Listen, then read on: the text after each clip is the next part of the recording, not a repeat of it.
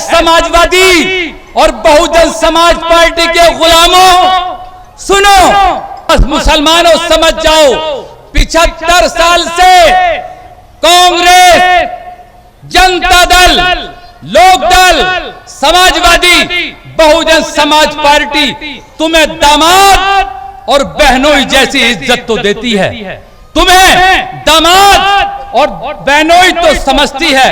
ये सारी पार्टियां अगर कहीं जरूरत पड़ती है तो अपने दामाद इन मुसलमानों को और अपने बहनोइयों को पुकारती हैं। मगर मुसलमानों, आज समझ लो कि जब यूपी में सरकार बनती है समाजवादी की, तो मालूम है बंटवारे में दामाद और बहनोई को शामिल नहीं किया जाता। जैसे तुम बाहर बिठा देते हो कुंदरकी वालों अपने दामाद और बहनोई को, इसी तरह जब समाजवादी की सरकार बनती है तो अंदर मालूम है कौन होता है, चाहे वो रिजवान साहब हो, चाहे वो बर्क साहब हो, चाहे इकबाल साहब हो, कमाल अख्तर हो, ये दामाद और बहनोई है। इनसे कहा जाता है दामाद और बहनोई तुम बाहर बैठ जाओ, क्योंकि ये बंटवारा परिवार का है, इसमें तुम अंदर बैठ नहीं सकते। अंदर कौन बैठेगा? मुलायम सिंह यादव, राम गोपाल यादव, शिवपाल यादव, धर्मेंद्र यादव, अर्पणा यादव, अक्षय यादव, राम खिलाड़ी यादव। क्यों? पता चला कि बंटवारा दामाद और बहनोइयों के बीच नहीं होता, बल्कि परिवार और खानदान के बीच होता है। हमारे मंच पर एक बहुत ही मौजूद शख्सियत जनाब शकील अहमद एडवोकेट साहब, जो हमारी पार्टी के बड़े लीडर हैं, नेता हैं, उनसे गुजारिश करूं वो तशरीफ लाएं और अपने ख्यालात का इजहार फरमाएं। शकील एडवोकेट साहब।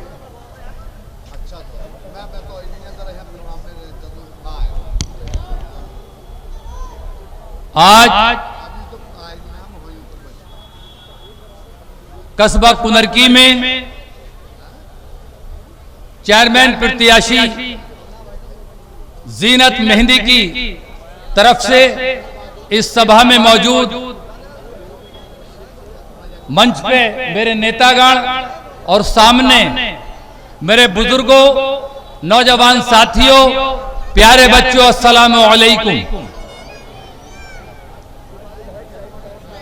खुदा ने आज तक उस कौम की हालत नहीं बदली, खुदा ने आज तक उस कौम की हालत नहीं बदली। न हो जिसको ख्याल खुद अपनी हालत बदलने का, न हो जिसको ख्याल खुद अपनी हालत बदलने का। आज चेयरमैनी का इलेक्शन पूरे शबाब पर है, कल प्रचार बंद हो जाएगा। आज तक आप लोगों को 75 साल से क्यों नहीं मिला? मुसलमानों को देखो तो कहते हैं मुसलमानों को कुछ नहीं मिलता, क्यों नहीं मिला? इस पर कभी गौर किया? चूंकि टाइम बोलने वाले वक्त बहुत हैं, मैं 2 बातें बताऊंगा, लेकिन ये आपको बड़े गौर से सुननी है। कुंदरकी के मुसलमानों, यहां चौधरी भी हैं और यहां कुरैशी भी हैं, जमीन वाले भी हैं और बिना जमीन वाले भी। मैं आपसे पूछना चाहूंगा कि अगर हमारे और आपके घर जब तुम्हारा कोई रिश्तेदार, तुम्हारा कोई दामाद या बहनोई जब घर आता है तो आप कितनी खातिर करते हैं? आप बताइए कि अगर जैसे मुर्गे को बहुत अच्छा समझा जाता है, अगर आपके यहाँ मुर्गा पका है तो लेग पीस ये बताइए कि आने वाले बहनोई या दामाद को देंगे या आप खुद निकाल लेंगे या बेटे को? किसे देंगे? दामाद और बहनोई को देना पसंद करेंगे। अगर आप पर 5,000 रुपए हैं और कुंदरकी वालों, एक तरफ आपका बेटा उधार मांग रहा है, एक तरफ आपका दामाद और बहनोई उधार मांग रहा है, किसे उधार देंगे? दामाद और बहनोई को। बस यही समझ लें। अब ये बता दें कि आपने खाने में अच्छा समझा, इज्जत की बात आई तो दामाद और बहनोई को अच्छा समझा, पैसे उधार देने की बात आई तो दामाद और बहनोई को अच्छा समझा। लेकिन कुनरकी के जिम्मेदारों ये भी बता दो कि जब तुमने अपने मकान और जमीन का बंटवारा किया तो कुनरके के खां साहब मुझे ये बता दो कौन खां साहब और चौधरी हैं जिनकी 80 या 50 बीघे जमीन है और 4 बेटे हैं। 25-25 बीघे उन्होंने दे दी 100 बीघे में से, और 25 बीघे अपने 3 लड़कियों को। क्या 75 बीघे दी है? क्या कोई साहब हैं जिनके एक लड़का और एक लड़की है, उन्होंने अपना आधा मकान और आधी जायदाद अपनी बेटी को दी है? नहीं, बल्कि क्या होता है, जब हमारा बंटवारा घर का होता है और हमारे 4 बेटे हैं और बंटवारा चल रहा है, और अगर इत्तेफाक से बहनोई और दामाद आ गए तो क्या कहा जाता है कि दूल्हा भाई तुम बाहर बैठ जाओ, भाई साहब ये हमारा आपसी बंटवारा है, इसमें तुम जिस साले की तरफ से नहीं बोलोगे और दूसरे की तरफ से बोल गए तो तुमसे बोलचाल बंद हो जाएगी, लड़ाई हो जाएगी। यही कहा जाता है ना। और बहनोई और दामाद को बाहर बिठा दिया जाता है कि यह हमारा पारिवारिक बंटवारा है, आपसी बंटवारा है, तुम बाहर बैठ जाओ। बस मुसलमानों समझ जाओ, 75 साल से कांग्रेस, जनता दल, लोक दल, समाजवादी, बहुजन समाज पार्टी तुम्हें दामाद और बहनोई जैसी इज्जत तो देती है, तुम्हें दामाद और बहनोई तो समझती है। ये सारी पार्टियां अगर कहीं जरूरत पड़ती है तो अपने दामाद इन मुसलमानों को और अपने बहनोइयों को पुकारती हैं। मगर मुसलमानों आज समझ लो कि जब यूपी में सरकार बनती है समाजवादी की, तो मालूम है बंटवारे में दामाद और बहनोई को शामिल नहीं किया जाता। जैसे तुम बाहर बिठा देते हो कुनरकी वालों अपने दामाद और बहनोई को, इसी तरह जब समाजवादी की सरकार बनती है तो अंदर मालूम है कौन होता है, चाहे वो रिजवान साहब हो, चाहे वो बर्क साहब हो, चाहे इकबाल साहब हो, कमाल अख्तर हो, ये दामाद और बहनोई है। इनसे कहा जाता है दामाद और बहनोई तुम बाहर बैठ जाओ, क्योंकि ये बंटवारा परिवार का है, इसमें तुम अंदर बैठ नहीं सकते। अंदर कौन बैठेगा? मुलायम सिंह यादव, राम गोपाल यादव, शिवपाल यादव, धर्मेंद्र यादव, अर्पणा यादव, अक्षय यादव, राम खिलाड़ी यादव। क्यों? पता चला कि बंटवारा दामाद और बहनोइयों के बीच नहीं होता, बल्कि परिवार और खानदान के बीच होता है।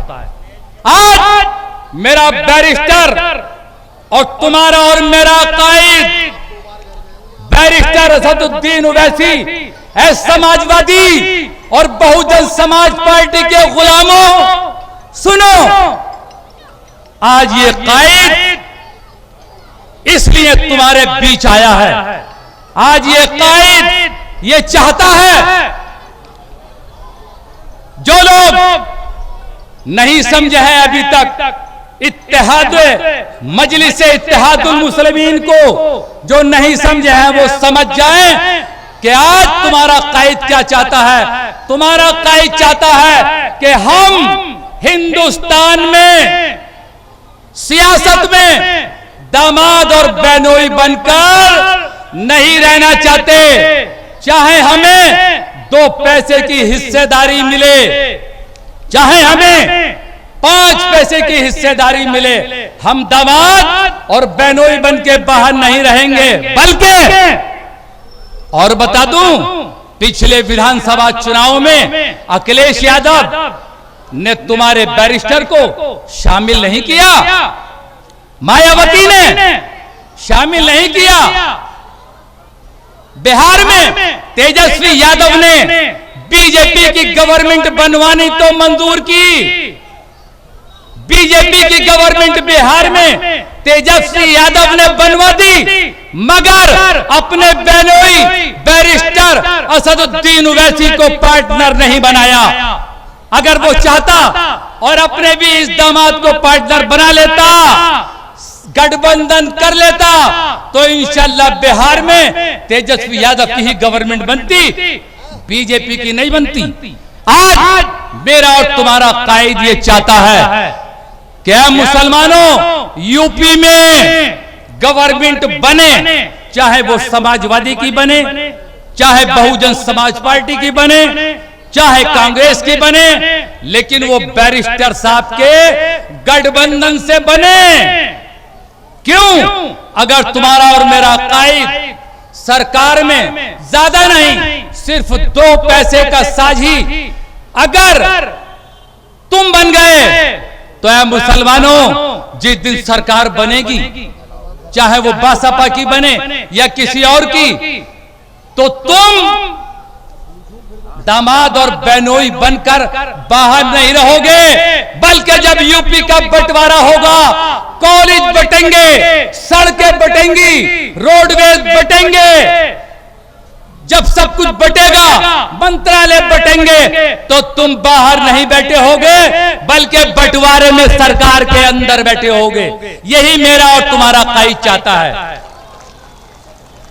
और बहुजन समाज पार्टी, सपा, जितनी पार्टियां हैं, किसी ने भी अभी तक तुम्हारे और मेरे कायद को गठबंधन में शामिल क्यों नहीं किया?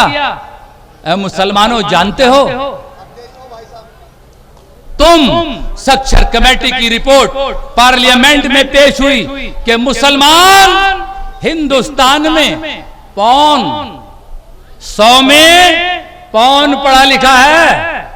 और ये बात गलत हो तो चैलेंज कर रहा हूं, कुनरकी के अंदर 100 में 1 नहीं, बल्कि 100 में आधा पढ़ा निकलेगा। गिनती लगा लेना, हाई स्कूल इंटर को छोड़ देना, जो ग्रेजुएशन किए बच्चे हों गिन लेना।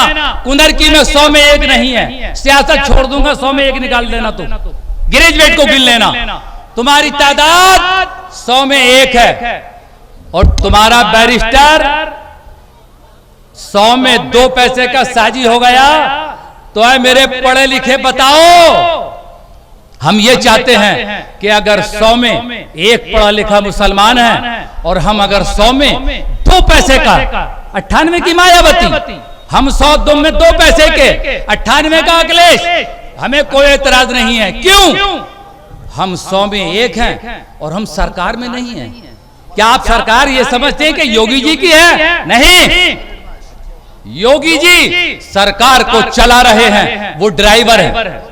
सरकार है दरोगा, एसओ, कोतवाल, CO, SP, DGP, DIG, IG, SDM, ADM, collector, commissioner, तहसीलदार, ये सरकार है। और मुसलमान, तू और तेरा लड़का और तेरा भाई सरकार में नहीं है, तू गरीब है, तू सरकार में नौकर नहीं है, और जब नौकर नहीं है तो सरकारी खजाने में तेरा हिस्सा नहीं है। मालदार और काबिल वो लोग हैं जो सरकार में हैं और सरकार के खजाने से पहली तारीख को पैसा निकालते हैं, वो है हिस्सेदार।